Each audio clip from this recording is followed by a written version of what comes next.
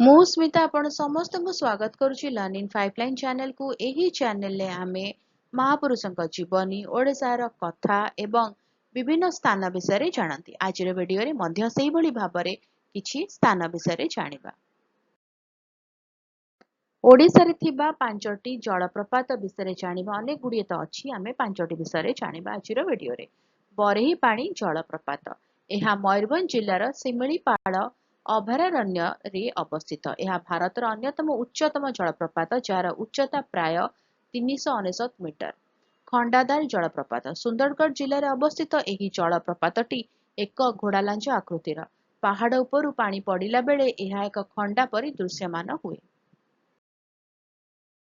डुडुमा जलप्रपात कोरापुट जिलार माछकुंड नदी एक विशाल जलप्रपात रही। यह जलविद्युत शक्तिर एक प्रमुख उत्स एवं एहार प्राकृतिक सौंदर्य अत्यंत मनोरम।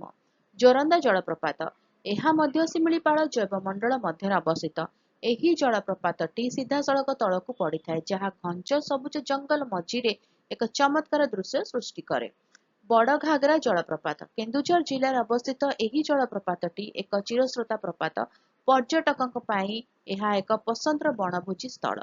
वीडियो केमती लगिला मते कमेंट करके जणैबो। जदि किछि क्वेश्चंस अछि, डाउट अछि, कमेंट लिखि दबा, आंसर करबा।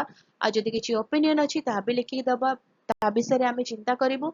आ जदि भलो लागिला ताहाले वीडियो गुडी के लाइक कर दबो, वीडियो को शेयर करो, चैनल को सब्सक्राइब करी बेल आइकन प्रेस करी ऑल नोटिफिकेशन को ऑन रखिता। ताले रहउची देखा बाके वीडियो रे। नमस्कार।